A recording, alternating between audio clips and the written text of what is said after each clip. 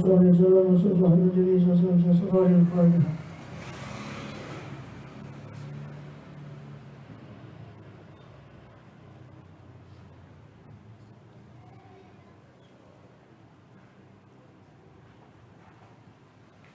Bismillahirrahmanirrahim.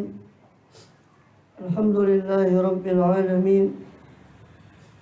Wa bihi nasta'inu ala umuri dunya waddin. Wa sallallahu wa sallam ala ashrafil anbiya'i wal mursalin sayyidina nabiyina habibina wa syafi'ina qurrati a'yunina Muhammadin wa ala alihi wa sahbihi ajma'in.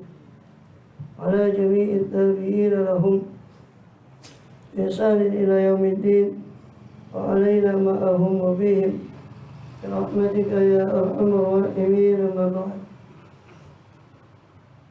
قال سبحانه لا علم لنا إلا ما علمتنا إنك أنت العليم الحكيم. رب اشرح لي صدري ويسر لي أمري واحلل عقدة من لساني yafqahu qawli. Amin. Alhamdulillah. Alhamdulillah, Allah SWT masih berkenan melimpahkan nikmat karunia pada kita semua, bil khusus nikmatul iman, Islam, serta sehat walafiat, hingga dengan itu kita masih diizinkan oleh Allah SWT untuk melakukan segala aktivitas kegiatan kita, bil khusus dalam rangka menunaikan tugas utama kita dalam kehidupan dunia ini, ini beribadah pada Allah SWT.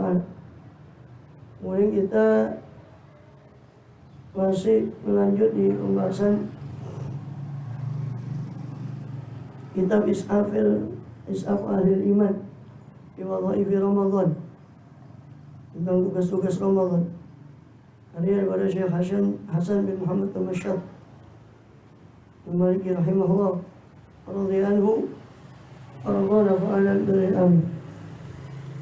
Terakhir kita bahas tentang hadis-hadis yang berkenaan dengan keutamaan puasa secara umum dan keutamaan Ramadan secara khusus. Aja bi fadhis shaum. Dan kita masuk kepada bab Fadlul Ramadan fi Makkah, keutamaan Ramadan di Mekah. Yang mudah-mudahan kita bisa merasakan ini. Kita belum pernah Ramadan di Mekah saja. Amin ya Rabbal alamin. Dari Abdullah bin Abbas radhiyallahu anhuma an Nabi sallallahu alaihi wasallam, man adraka syahra Ramadan di Makkah, siapa orang menjangkau bulan Ramadan di Mekah, fasamahu, maka dia mempuasai bulan Ramadan itu, wa qama minhu, dan dia bangun malam daripada bulan Ramadan, mata yassara, akan apa-apa yang mudah bagi dia untuk dilaksanakan dari bangun malam, kataballahu lahu mi'ata alfi syahri Ramadan, maka Allah tulis bagi dia 100.000 bulan Ramadan fima siwahu, di dalam apa yang selain Ramadan di Mekah itu. Wa kataba lahu bi kulli yaumin itqa raqabah, dan Allah tulis bagi orang itu di setiap harinya pahala seperti memerdekakan budak. Allah tulis setiap harinya dia pahala memerdekakan budak. Wa bi kulli lailatin itqa raqabah, dan setiap malamnya ditulis juga pahala memerdekakan budak. Wa kullu yaumin humlan farsin fisabilillah, fi kulli yaumin hasanah wa fi kulli lailatin hasanah, dan setiap harinya itu humlanu faras,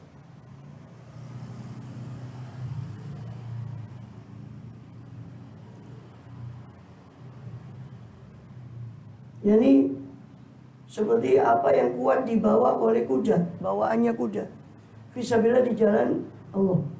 Atau seperti orang menginfakkan kuda itu untuk berjihad fisabilillah.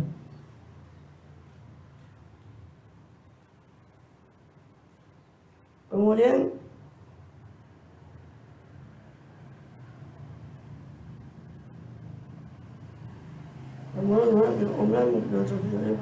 maka wajib maka ayatan dari Abdullah bin Umar.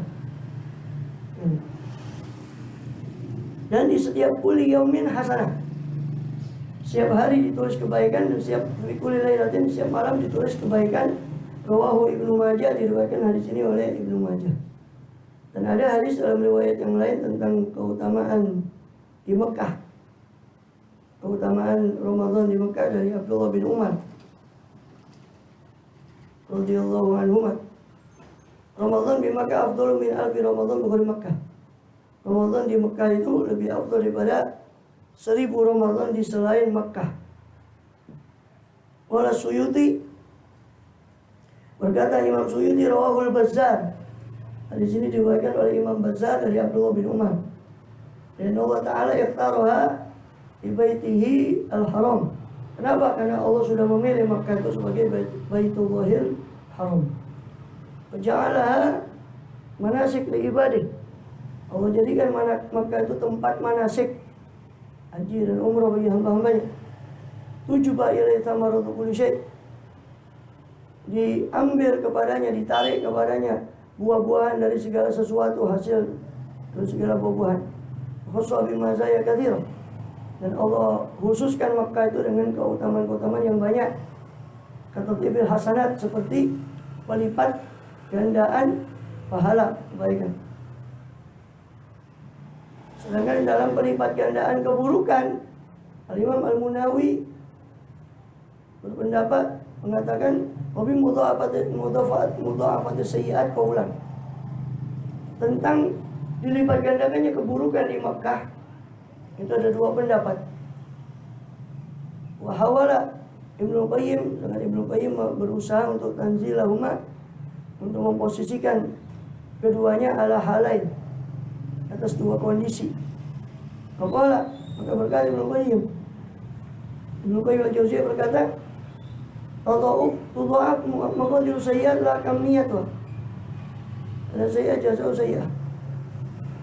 Jadi dilipat gandakan kedudukan amal buruk tadi, bukan jumlah, bukan kuantitas, tapi kualitas amal buruk itu yang dibesarkan oleh Allah, bukan kuantitasnya, bukan jumlahnya.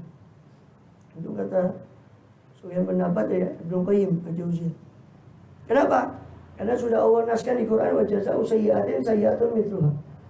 Balasan dari keburukan adalah keburukan yang semisalnya. Satu keburukan terus satu keburukan. Artinya dibesarkan itu maksudnya kadarnya, bukan jumlahnya. Jumlahnya tetap satu keburukan, tapi jelas beda melakukan keburukan di Mekah sama keburukan di luar Mekah, kualitasnya jelas beda. Waliyadzubillah min dzalik. Padahal saya jazau saya. Fa antakuna kabira fa jazau mithlu wa shaghira jazau mithlu. Maka kalau keburukan ini dipandang besar, maka balasannya juga seperti kedudukan kebesaran keburukannya tadi. Tapi tetap sayyi'ah dengan sayyi'ah. Tapi karena dilakukan di Mekah, maka satu sayyi'ah di Mekah sama satu sayyi'ah di luar Mekah itu jelas beda. Yang mungkin itu juga bisa diadopsi kepada bulan Ramadan ini. Satu sayyi'ah di bulan Ramadan, waliyadzubillah, dibanding satu sayyi'ah di luar, satu keburukan di luar Ramadan, itu jelas beda. Wasayyi'atu fil haram fi haramillah wala bisati akbar minha fi atrafil ard.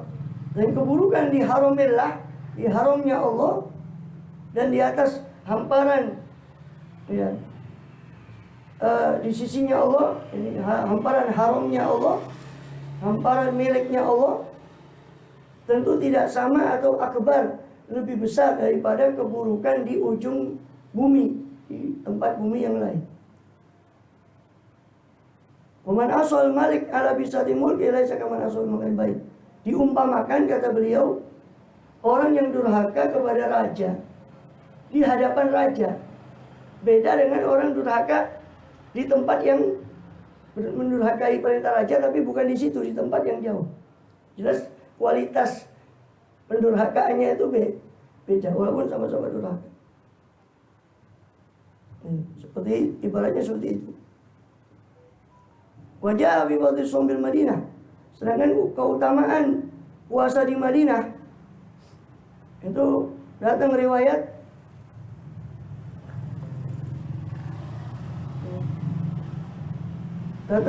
dari Bilal bin Harith al-Muzani.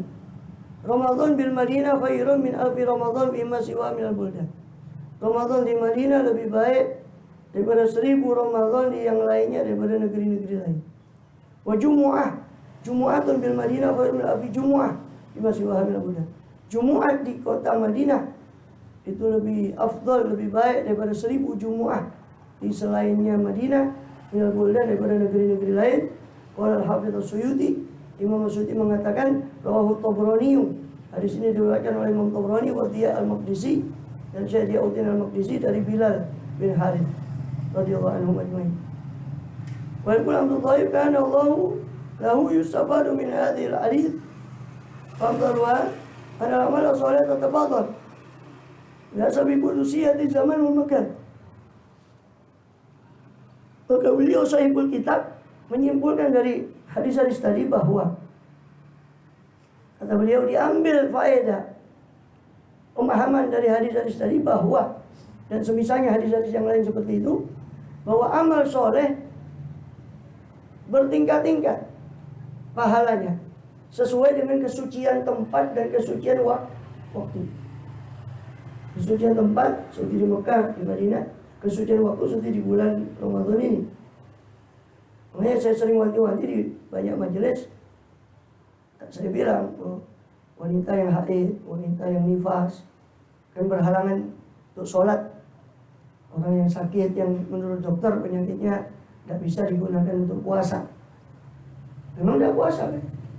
Tapi saya bilang, ingat bahwa kita meskipun tidak puasa, orang-orang ini dia harus ingat bahwa dia berada di bulan Ramadan.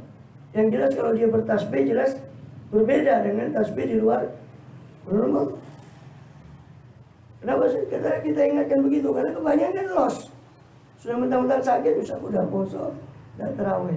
Makanya saya tanya saya ulang lagi di beberapa majelis itu. Ada nggak hadisnya nggak puasa terus nggak boleh tarawih? Saya tak belajar lagi kalau ada. Nggak puasa karena halangan umpama. Terus ya selain tentunya ya lain haid nifas ya, maksudnya yang sakit itu loh siang hari dia tidak puasa karena memang tidak mampu. Menjadi menurut dokter penyakitnya ini memang tidak bisa dibuat puasa. Apa ada larangan terus karena tidak puasa terus tidak boleh tarawih? Tidak ada. Dengan tarawih bisa duduk, bisa berbaring, ya. Maka kita ingatkan di banyak majelis. Kita harus ingat kita ini di bulan Ramadan, meskipun kita terhalang dari sakit, terhalang haid, terhalang nifas. Orang wanita haid, wanita nifas tidak boleh sholat yang jelas. Tidak boleh menyentuh mushaf, tidak boleh membaca Quran pun, jangankan menyentuh membaca saja dengan niat Quran tidak boleh. Murni Quran tidak boleh. Orang haid, orang nifas. Tapi kan dia bisa sholawat. Masalih Muhammad, Salim Muhammad. Kan dia bisa tasbih. Kan tidak dilarang baca tasbih. Subhanallah, alhamdulillah, la ilaha illallah. Makanya saya ingatkan terus. Saya katakan, coba jangan sampaikan ke istrinya itu, tak bilang. Karena supaya tetap dapat bagian Lailatul Qadar. Seperti yang dinukil oleh Sayyid Muhammad Al-Maliki dalam kitab Riqroyat wa Munasabat. Beliau menukil fatwa banyak dari tabi'in, dari para ulama salaf, bahwa wanita haid nifas tetap bisa mendapat bagian dari Lailatul Qadar. Dengan apa? Ya itu, dia tasbih, dia istighfar, dia sholawat, dia macam-macam. Yang kan masih banyak yang boleh. Yang nggak boleh ya memang etikaf tak bisa, sholat tak bisa, baca Quran tak bisa, menyentuh Quran. Puasa bahkan dilarang. Waktu haid nifas. Tapi kan masih banyak yang boleh. Tasbih, zikir pun macam-macam. Ada la ilaha illallah, ada la haula wala quwwata illa billah, ada subhanallah, alhamdulillah, ada istighfar, zikir pun macam-macam. Ada sholawat. Gitu. Jadi jangan lupa. Jadi kata beliau kesimpulannya, Amal itu bisa bertingkat-tingkat sesuai dengan kesucian tempat dan kesucian waktu. Maka tadi kata tadhafu sayyi'at, begitu juga bisa berlipat keburukan. Ya. Alhamdulillah min dzalik. Wa min thamma warada qauluhu ta'ala bi arami Makkah syarafahu wa zada syaraban. Dari sinilah, berdasarkan inilah warada datang firman Allah Subhanahu wa taala tentang haram Makkah. Syarafahu, semoga Allah terus memuliakannya. Wa zada syaraf, semoga Allah menambah kemuliaan daripada kota-kota suci Makkah dan Madinah, juga Al-Quds. Semoga Allah membebaskannya. Amin ya Allah. Apa Allah bilang tentang haram Makkah? Wa may yurid fihi bi ilhadin bi dzulmin nudhiqhu min 'adzabin alim. Siapa wa may yurid fihi bi ilhadin bi dzulmin? Siapa yang yurid, berkehendak, belum berbuat loh, baru berkehendak. Siapa yang berkehendak fihi, di tanah haram Mekah, bi ilhadin, untuk berbuat ilhad, berbuat penyimpangan, berbuat yang menyimpang, bidzulmin, dengan kezaliman, nudhiqhu min adzabin alim, kami rasakan kepada dia dari azab yang pedih, kata Allah. Baru berkehendak. Wa may yurid, Allah tidak bilang wa may yadzlim, siapa yang berbuat zalim, tidak. Allah mengatakan wa may yurid, siapa yang berkehendak untuk berbuat zalim. Langsung Allah spontan balas. Ini menandakan bahwa tidak sama dengan tanah haram itu tidak sama dengan yang lain. Katakanlah ba'dul ulama yatawarra ayastima qadimah. Sampai-sampai karena ayat ini sebagian ulama menjaga diri dari mencaci pelayannya atau budaknya di tanah haram karena ada ayat ini. Takut kalau Allah ancam dengan nudhiqhu min adzabin alim, azab yang pedih. Maka wajib bagi kita fa'alaina qiyam bil adabil wajibah. Kalau kita diizinkan ke sana, tanah haram, itu nikmat yang besar. Ke tanah haram sana, ke Makkah, ke Madinah, walhamdulillah. Tapi yang patut dijaga, patut diperhatikan adalah menjaga adabnya. Menjaga adabnya. Sebab dikatakan oleh bagian ulama, banyak orang yang di Mekah Madinah tapi hatinya ada di sana. Sebaliknya banyak orang yang tidak ke sana tapi hatinya terpaut kepada Baitullahil Haram, kepada Mekah dan Madinah. Artinya rugi sekali kalau orang sudah ke sana dia tidak menjaga adab-adabnya, mengambil kesempatan di sana untuk sebanyak-banyaknya untuk menjaga adab, menjaga ibadah semuanya. Dalam mujawarah Baitullahil Haram, dalam berdampingan dengan Baitullah, itu ada adab-adab. Sampai saking menjaga adab, sebagian ulama itu ada yang kalau buang hajat itu keluar batas tanah haram. Saking tidak maunya keluar batas tanah haram, baru masuk lagi nanti batasnya tanah haram. Karena menjaganya. Muhasabatun nafas, mengoreksi diri tentang adab dia di Baitullahil Haram. Baina ba'd jahilin la yubal bi al-fasul midya bi hadithin yutribu bil awani wali'ah wa sawtu yadu ila musallin wal marda syawish an bal yudhim min aramun. Sebab kata beliau dia harus menjaga adab juga, karena sebagian orang yang jahil, kata beliau, tidak peduli, dia keraskan suara radio dengan suatu nyanyian dan sebagainya, sedangkan suaranya mengganggu orang yang sholat, mengganggu orang yang sakit, dan mengganggu orang yang terganggu daripada keadaan itu sekitar. Bal yudhim wa adal mu'min haram, sedangkan mengganggu orang mukmin hukumnya adalah haram. Wasbu yasma'ul Qur'an minal bidya wal aqban wal ifrad wal tafrid. Cukup dia mendengarkan Quran dari radio tanpa dia terlalu mengeraskan suaranya, tanpa berlebihan. Allahul hadi ila sawa'is sabil, semoga Allah lah yang menunjuki kita ke jalan yang lurus. Amin ya rabbal alamin. Wa anhu aidan, juga diriwayatkan dari Abu Hurairah juga radhiyallahu anhu. Qala Nabi sallallahu alaihi wasallam.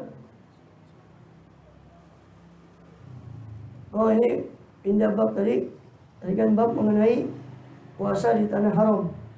Sekarang kita kepada bab maja amin amri shaim bi lisani wa jawarihi. Apa yang datang dari hadis-hadis berupa perintah kepada orang yang berpuasa untuk menjaga lisan dan anggota badannya. Minal musyatamah, dari caci maki.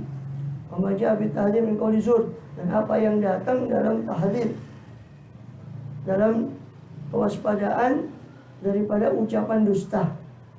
Nabi Hurairah radhiyallahu anhu, diriwayatkan hadis dari Abu Hurairah radhiyallahu anhu, qala, berkata Abu Hurairah, qala Rasulullah sallallahu alaihi wasallam, bersabda siapa Rasulullah SAW, "Idza kana yaumu shaumi ahadikum fala yarfuth." Apabila ada hari puasa kalian, fala yarfuth, maka janganlah kalian berkata-kata kotor. Wala yaskhab, jangan kalian berteriak-teriak. Fa in sabba ahadun, apabila mencaci dia siapa seseorang, faliyakul, maka hendaknya berucap yang si shaim tadi, ini shaim, sungguhnya saya puasa. Muttafaqun alaih. Hadis diriwayatkan oleh Bukhari Muslim. Kemudian dikatakan wala yarfuth, apabila datang puasa seorang dari kalian, kan sudah lalu keterangan bahwa puasa itu junnah, puasa itu benteng. Ibarat kita sudah membuat benteng, ya jangan kita rusak sendiri benteng itu. Dengan kata-kata rofas itu berarti merusak bentengnya. Nah, di sini katakan wala yarfuth, apabila datang hari puasa seorang dari kalian, maka janganlah berkata rofas. Rofas ini kalam yang keji, perkataan yang kotor tentang jima atau sebangsanya, atau kata-kata kotor yang lain. Wala yaskhab, jangan mengangkat suara dengan pertengkaran. Dan sahabat kalau dia dicaci oleh seorang, walaupun ini shaim, maka katakanlah dia sedang puasa. Supaya apa? Supaya lawan bicaranya juga menahan diri, karena dia ingat kalau dirinya sedang puasa. Atau dengan hatinya juga dia ucapkan untuk dirinya, supaya dia juga ingat bahwa dia sedang puasa, sehingga tidak meladeni daripada pertengkaran itu. Lalu hadis berikutnya dari Bukhari dan Ashabus Sunan meriwayatkan, Tirmidzi, Abu Dawud, Nasa'i, Ibnu Majah, dari Abu Hurairah wa anhu radhiyallahu anhu aidan majmu'in an Nabi wa qala Nabi qala, berkata Abu Hurairah radhiyallahu anhu, qala Nabi sallallahu alaihi wasallam, Rasul SAW bersabda, malam yada' qaula zur wal amala bihi wa laysa lillahi hajatun bi ayyada'a ta'amahu wa syarabahu.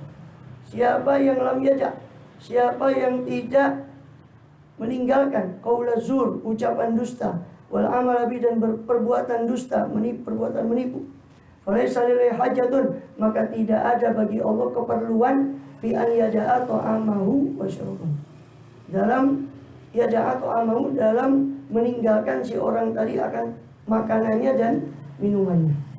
Allah tidak butuh dia untuk meninggalkan makanan dan minumannya. Ya Allah memang tidak butuh amal, tapi istilahnya seolah-olah amal itu sia-sia di hadapan Allah.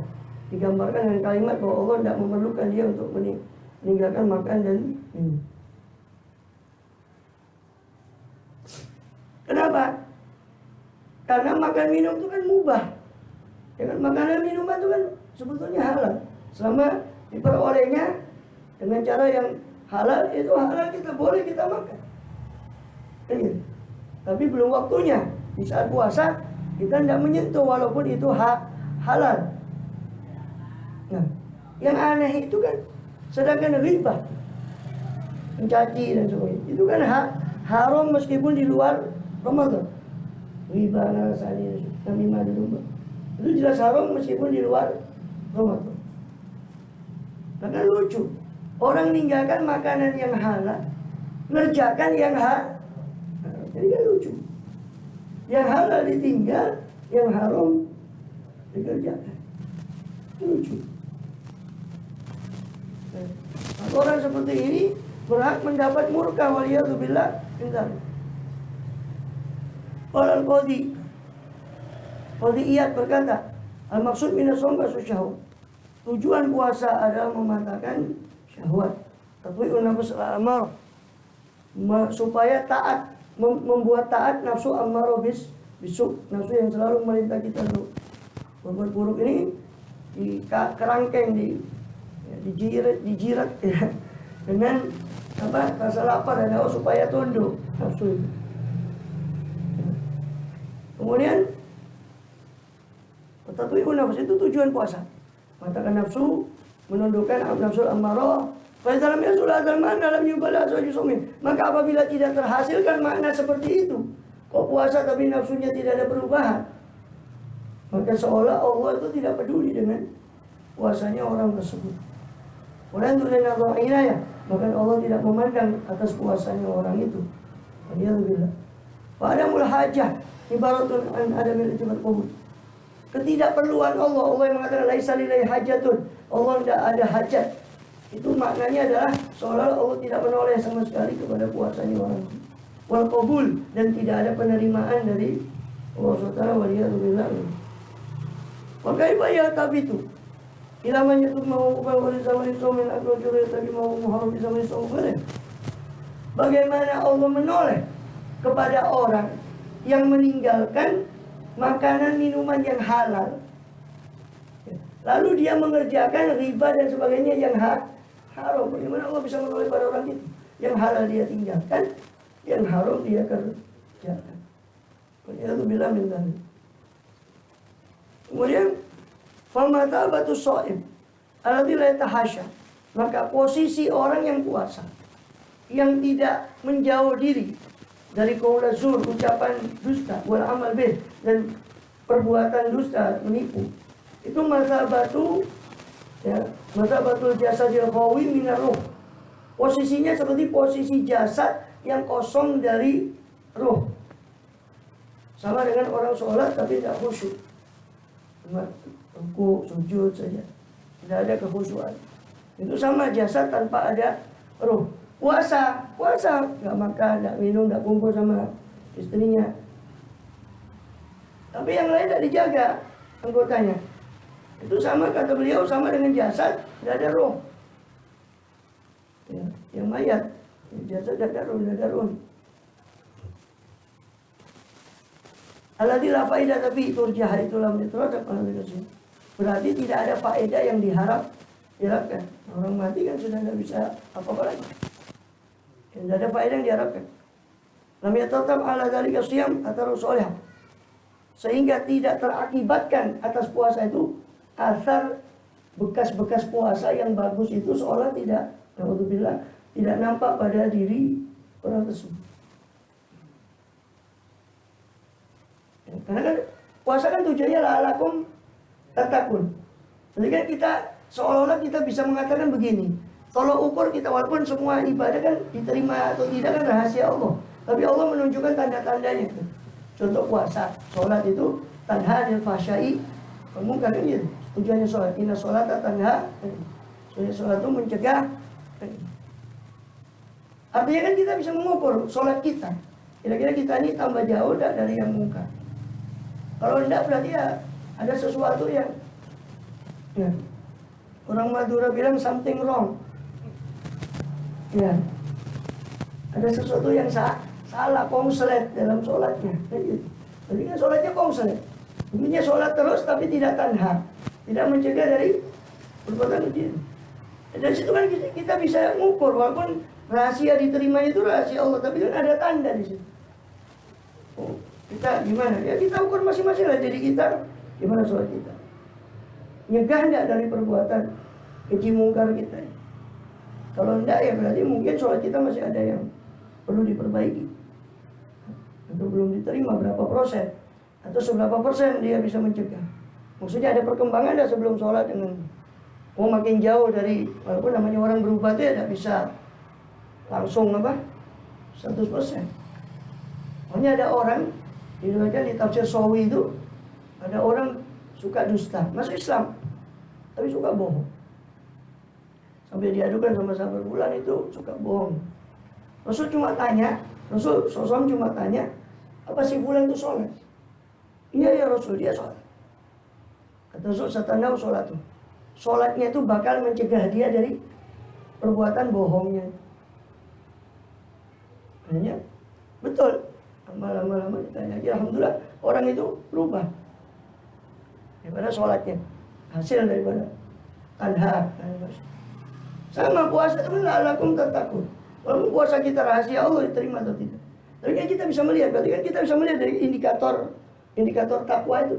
Setelah Ramadan, sebelum Ramadan, input output ini tuh, inputnya sebelum Ramadan dengan setelah Ramadan takwanya nambah dah? Atau tetap, atau naudzubillah malah waliyadzubillah tambah kurang. Dari situ kan kita bisa melihat, walaupun rahasia termasuk diterima tidaknya, sekali lagi memang ya rahasia Allah. Allah yang tahu nilai kita, yang beliau yang Allah yang nilai kita yang memberikan. Bagi puasa ini langsung Allah yang memberi pahalanya. Wa ana ajzibe, seperti sudah kita bahas banyak kali. Dan saya, kata Allah, yang langsung akan memberi balasannya. Jadi indikator takwa. Lihat takwanya setelah Ramadan berkembang enggak? Kalau bertambah, wah alhamdulillah. Dia puji Allah, enggak usah dia bangga, dia puji Allah yang sudah menolong dia. Makanya Allah bilang, ini amal kalian. Oh ini adalah amal kalian, saya cuma menghitung, kata Allah. Siapa yang mendapati amalnya baik, hendaknya dia memuji Allah. Yang mana Allah telah menolong dia untuk berbuat baik. Alhamdulillah. Adapun yang mendapati amalnya jelek, maka jangan siapa-siapa celalah dirinya sendiri. Makanya itu isyarat. Kalau kita perhatikan ayat saum, ayat puasa, mulai 183 surat Al-Baqarah, kutiba alaikumus syiyam. 184 surat Al-Baqarah, ayyaman ma'dudah. Terus 185 surat Al-Baqarah, syahrul Ramadan alladzi unzila fil Qur'an. 183, 184, 185 ayat puasa. Tiba-tiba 186 ayat doa. Wa idza sa'alaka ibadi anni fa inni qarib. Kalau tanya hambaku tentang aku yang Muhammad pada kau, bilang aku dekat. Ujibu da'watad da'i, aku menjawab doanya orang yang berdoa. Idza da'ani, apabila dia berdoa pada saya. 186 tiba-tiba ayat doa. 187 tiba-tiba kembali lagi ke puasa, ayat puasa. Uhilla lakum lailatas syiyami rafatu ila nisaikum. 187. 186 itu terselip ayat doa. Ini menandakan bahwa doa di Ramadan, di orang-orang puasa dan juga terutama Ramadan itu mustajab. Doa mustajabun. Namu ibadah wa amalu mudha'af wa da'watu mustajab. Doa mustajab. Tidurnya itu pahala ibadah, tapi ada lanjutannya, sering dipotong tidurnya ibadah gitu terus. Ini lomba tidur. Tidur, padahal hadis itu ada lanjutannya. Tidurnya ibadah, namu ibadah. Wa amalu mudha'af, amalnya berlipat. Wasumtu tasbih, diamnya dihitung tasbih. Diamnya orang puasa itu dihitung tasbih. Amalnya mudha'af, dilipatkan gandakan. Kemudian wa du'a mustajab, doanya dikabulkan. Harusnya kan logikanya kalau tidurnya saja ibadah, bagi amalnya kan gitu. Dan lebih lagi, bukan malah yang pertama itu yang dijadikan andalan, tidurnya ibadah. Coba lihat ayat puasa itu. Tiba-tiba setelah ayat puasa 187 ya, uhilla lakum.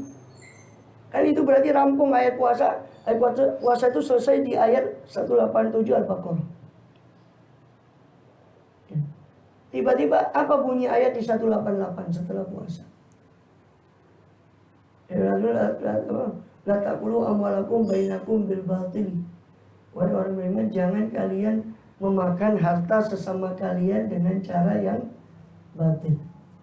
Itu ayatnya yang jatuh pas setelah ayat puasa. Setelah ayat puasa.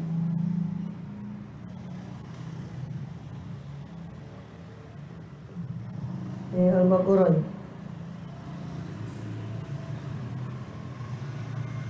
Satu 183. Itu 188. Wala taqulu amwalakum bainakum bil batil wa tudlu bi al hukam. Ditaqulu farakum min amwalina sabilati wa antum ta'lamun. Pas setelah ayat puasa selesai, ayat berikutnya itu langsung Allah bilang wala taqulu amwalakum bainakum, jangan kalian memakan harta sesama kalian dengan cara yang batil. Celakanya lagi wa tudlu bi al hukam. Kalian ajukan harta itu kepada para hukam, para hakim, supaya mendapat pengesahan di pengadilan bahwa ini punya dia, padahal dia tahu itu bukan punya dia. diadukan kepada pengadilan, manipulasi bukti dan sebagainya. Ditakulu fariqum min amwalin nas, supaya kamu bisa memakan segelintir daripada harta manusia. Wa antum ta'lamun, sangat kamu tahu itu bukan harta.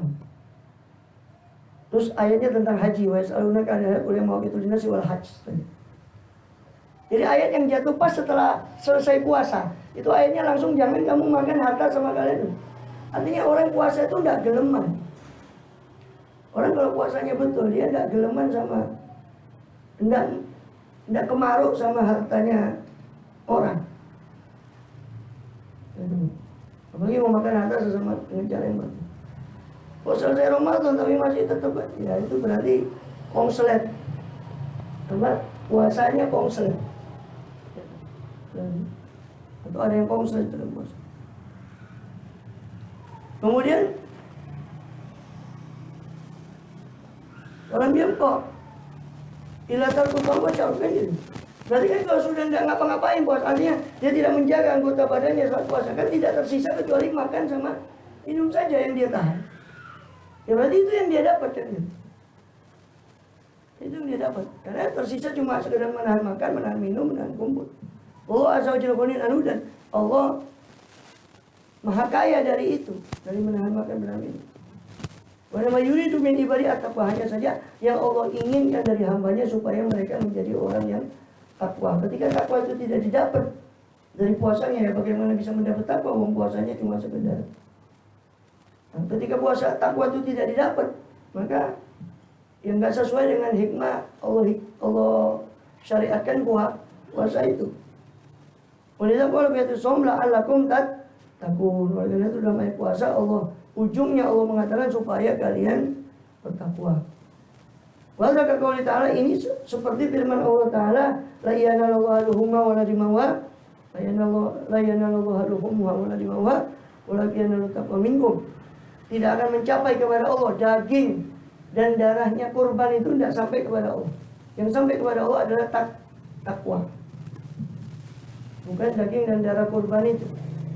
Itu cuma pengejawatan dari takwa. Jadi kalau orang sekedar kurban tapi tidak ada ketakwaan, ya tidak dapat apa-apa. Kemudian Rasulullah min somitin aju ibatlumu wa tanadil.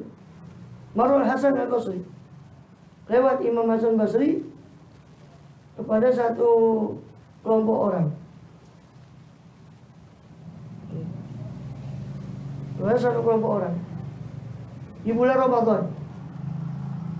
Orang mereka ini, kelompok orang ini, Imam Hasan Basri lewat seorang tabi'in, satu kelompok orang di Ramadan tertawa-tawa, bermain-main di Ramadan, senda gurau dan sebagainya. Maka berkatalah Imam Hasan Basri ini radhiyallahu anhu kepada orang-orang yang tertawa-tawa tadi, yang main-main tadi, berkata Imam Hasan Basri kepada mereka, Innallaha ja'ala syahr Ramadan mitmaran li khalqihi. Allah itu menjadikan bulan Ramadan ibarat mitmar, ibarat kuda yang cepat. Ibarat kuda yang cepat.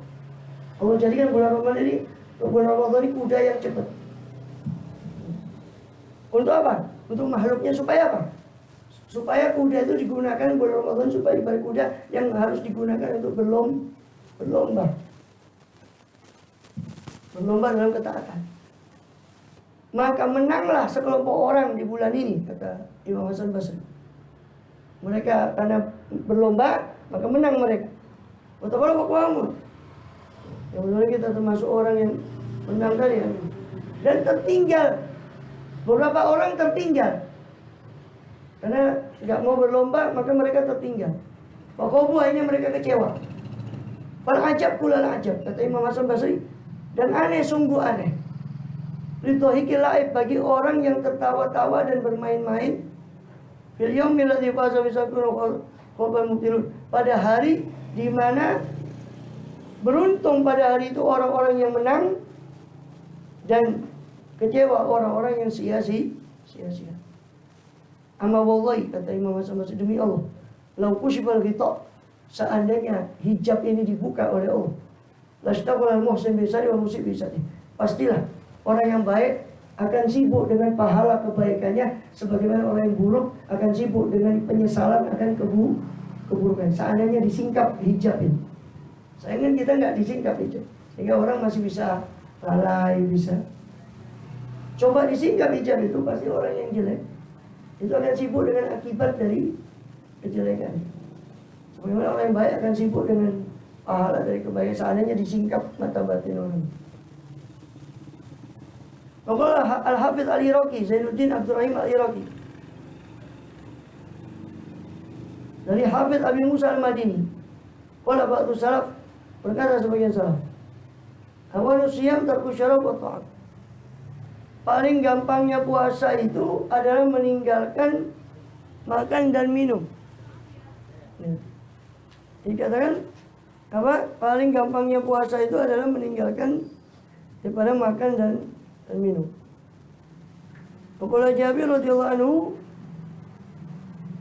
dan Sayyidina Jabir, sahabat Jabir radhiyallahu anhu mengatakan, "Idza sumta falyasum sam'ak wa falyusim sam'ak wa basarak wa lisanak al-kadhib wal-muhayy."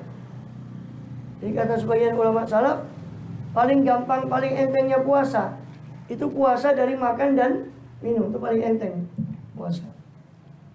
Sahabat Jabir radhiyallahu anhu berkata, kalau kamu puasa, maka hendaknya puasa juga pendengaranmu, penglihatanmu, dan lisanmu dari dusta dan dari perbuatan haram. Wada' adzal-jar, dan tinggalkan daripada menyakiti tetangga. Waliyakun alaika waqar wa sakinah yauma shaumik, hendaknya ada pada dirimu waqar, kewibawaan, ketenangan pada hari puasamu itu. Wala tajal yauma shaumika yauma fitrika sawa, jangan kamu jadikan hari puasamu dan hari berbukamu itu sama. Jangan kamu samakan antara hari puasa sama hari bukan puasa. Atau celaka lagi, naudzubillah, Ramadan dan Ramadan dianggap sama. Kalau Nabi SAW bersabda, rupa so'imin atau misalnya juga ratus, betapa banyak orang berpuasa, bagian dia dari puasanya adalah lapar dan haus. Rupa qa'imin, betapa banyak orang yang bangun malam, hadruhu min qiyamis sahar, bagian dia dari bangun malamnya cuma begadang saja. Wasiru hadza, apa rahasia di balik itu sabda tadi? Anna taqarruba ila Allah ta'ala bil mubahat la yakun illa ba'da taqarrub ila bitarkil muharramat. Rahasianya adalah bahwa mendekat kepada Allah dengan meninggalkan hal-hal yang mubah itu tidak sempurna kecuali setelah mendekat kepada Allah dengan meninggalkan yang haram. Ya. Makanan itu kan sebetulnya halal. Minuman yang kita sekarang menahan diri dari makan minum, itu kan halal.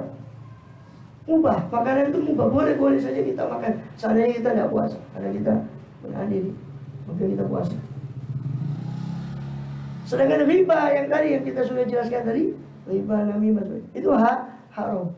Maka mendekatkan diri kepada Allah dengan yang haram itu tidak sempurna kecuali setelah dia mendekatkan diri kepada Allah dari yang mubah. Makanan haram itu dia tinggalkan, makanan mubah itu dia tinggalkan. Itu tidak sempurna kecuali setelah mendekatkan diri kepada Allah dengan meninggalkan yang haram. Dan mendekatkan diri dengan meninggalkan yang mubah, yang boleh-boleh saja, tidak berpahala, tidak berdosa, itu tidak sempurna kecuali setelah meninggalkan dari yang haram. Kecuali setelah mendekatkan diri dengan meninggalkan kepada Allah dengan meninggalkan yang haram. Maka faman yatakabal muharramat thumma taqarraba ila Allah bitarkil mubahat kana betawati ma yatrukul faraid wa taqarraba bin nawafil. Maka orang yang menerjang yang haram, meskipun dia membuat taqarrub, mendekat pada Allah dengan sesuatu yang mubah, tapi menerjang yang haram, itu seperti orang yang meninggalkan amal fardu tapi melakukan amal sunnah. Yang fardu ditinggal, yang sunnah malah dikerjakan. Lainkan somuhu mujzi'an inda jumhur, meskipun puasanya sah menurut jumhur ulama. Sepakat ulama umpama puasanya sudah sah secara zahir, tapi karena dia tidak menjalankan adab di puasa, maka naudzubillah puasanya tidak diterima. Itu la yu'mal bi adatih, maksudnya sah itu tidak diperintahkan untuk diulang. Sah puasanya maksudnya tidak diperintahkan untuk mengkodok puasa. Untuk saya mengatakan, kata Imam Syekh Hasan Masyad bahwa li'anna ijza' la yastalzimul qabul. Karena sahnya amal itu tidak mengharuskan diterimanya amal. So Allah berfirman, "Innama yataqabbalullahu minal muttaqin." Hanya saja Allah menerima amal itu dari orang yang bertakwa. Maka Syekh Zainuddin bin Rajab Al-Hambali dalam Lataiful Ma'arifnya, beliau menyampaikan bahwa setiap puasa yang di situ tidak dijaga puasanya dari perkataan dusta wal amal bih, melakukan dusta, la yuridu shaibahu ila maqtan waraddan, maka tidak mengakibatkan apa-apa puasanya bagi pemiliknya kecuali murka Allah dan pengusiran dari Allah Subhanahu wa taala. Wa kullu qiyamin, dan setiap berdiri bangun malam, layana shaibanil fasya, setiap berdiri bangun malam atau sholat yang tidak mencegah pemiliknya dari perbuatan keji dan mungkar, maka tidak menambah apa-apa bangun malamnya kepada dia kecuali bu'dan, kejauhan dari Allah SWT.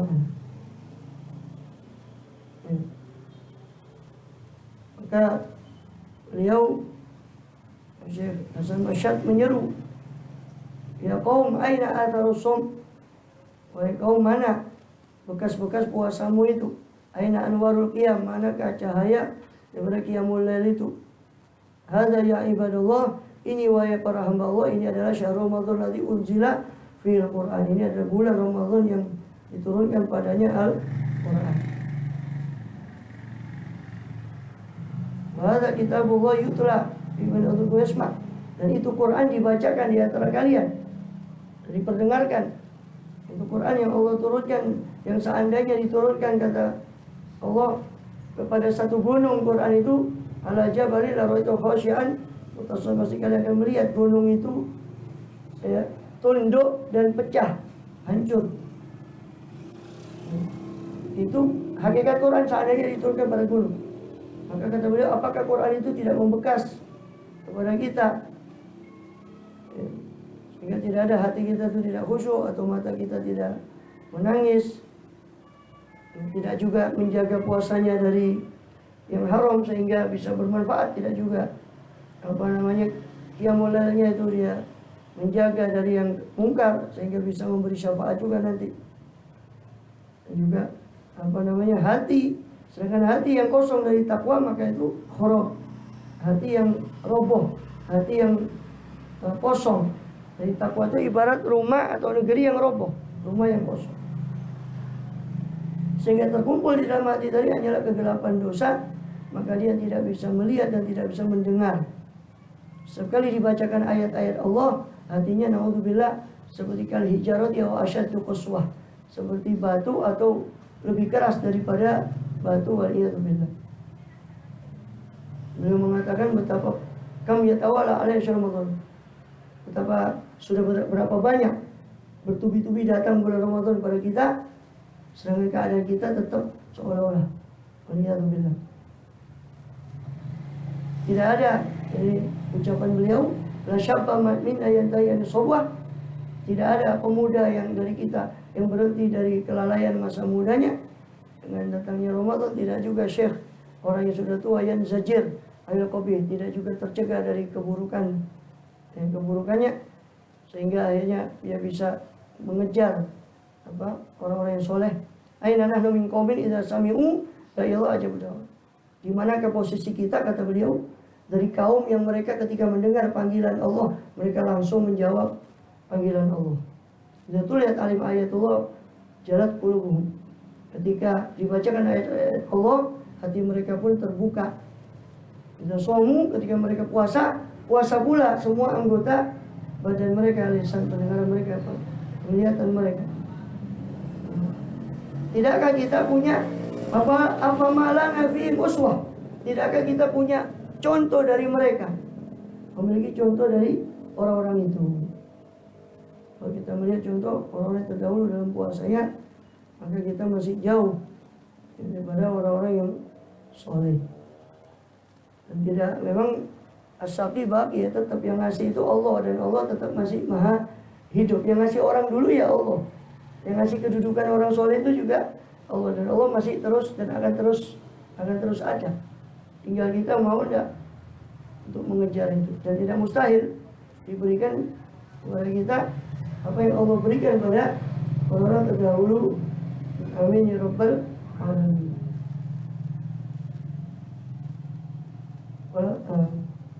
Wallahu a'lam bishawab. Sudah tinggal berapa menit? 3 menit atau 4 menit. Ya. Tadi disebutkan Ramadan di Mekah 100.000 di Ramadan yang lain. Kota bilang. Itu kota atau Masjidil Haram? Haram Mekah. Masjid Haramnya ya? Batas haram. Batas Haram. Ya, Tapi kalau untuk sholat hanya di Masjidil Haram. Oh, kalau sholatnya iya. Karena di Mekah kan banyak masjid-masjid. Hanya di Haram yang harus. Ya enggak, amal itu di tanah haram memang berlipat. Allah enggak mengkhususkan Masjidil Haram, tapi tanah haram itu berlipat. Sodako di tanah haram kata Rasulullah itu sama dengan 100 ribu sodako. Berarti dilipat gandakan. untuk yang Ramadan ya, tapi untuk yang sholat itu Sholat walaupun di yang lain ya. Ya, masjid-masjid di pinggir-pinggir. ya memang ada ada yang menafsirkan tentang itu bahwa itu termasuk amalia, bukan hanya sholat. Semua amalan itu bisa dilipat gandakan selama di batas haram. Gitu. Tadi termasuk Madinah. Termasuk haram Madinah. Gitu. Tidak terbatas Cuma ke masjidnya ya. kalau sholat memang kan kaitannya sama masjid kan gitu, itu masalahnya. Berarti khususnya masjid di masjid aja ya. Kan kalau yang madrulnya di hadis itu kata Imam Zarkashi itu kalau yang Masjidil Haram itu Iya. Al Haram Makkah. Tapi Iya. yang Nabawi kalau kan salat di Masjidil Haram. Iya, Masjidil Haram itu Nabawi memang. Masjid Nabawi. Cuman masjidnya Rasulullah, bukan masjid Iya, bukan masjid yang lain. Nah, artinya kan tanah haram itu kan tetap diakui sebagai tanah haram selama dalam batas tanah haram itu. Artinya kesucian tanah itu dibatasi dengan kesucian batas-batas haram yang sudah dibatasi oleh Rasulullah SAW. Baini airin wa thawrin, jadi haramun kata Rasulullah, al-Madinah haramun baini air wa thawr. Itu tanah haramnya. Kalau sholat ya kaitannya memang kalau Masjid Nabawi. Ada lagi disebutkan dikatakan lawusi adal masjid, lafadznya kurang lebih begitu. Hatta ila sona bahwa masjidi kata Rasul. Meskipun masjid ini diluaskan sampai ke Sona, itu tetap masjid saya kata Rasul. Jadi dinukil sama Syekh dalam fatwa ketika masalah perluasan masjid. Habib siapa? Asgar, ada fatwa mutaakhirin dari yang enggak akhir betul. Bukan. Ini fatwa tentang satu fatwa khusus masalah takrib untuk renovasi masjid wakaf. Itu dia sempat nukil untuk Masjid Nabawi itu katanya, walaupun ini diluaskan kata Rasul itu tetap masjid beliau. Dan itu beliau mengatakan bahwa itu ya merupakan ya isyarat dari beliau bahwa beliau punya masjid itu ya, bisa jadi nanti diluaskan, dan perluasan itu terjadi pada masa terutama Sayyidina Utsman. Sayyidina Umar hanya renovasi, ada beberapa perluasan sedikit, tapi ya, yang masif itu pada Sayyidina Utsman mulai perluasan agak besar dan diganti dengan yang lebih kuat, yang asalnya kayu itu diganti Sayyidina Utsman. Ya, wallahu a'lam. Kemudian ya artinya amalia memang di tanah haram itu ya jelas beda dengan di luar tanah haram. Gitu. Kalau ada pun sholat ya itu kaitannya dengan masjid. Allahu a'lam.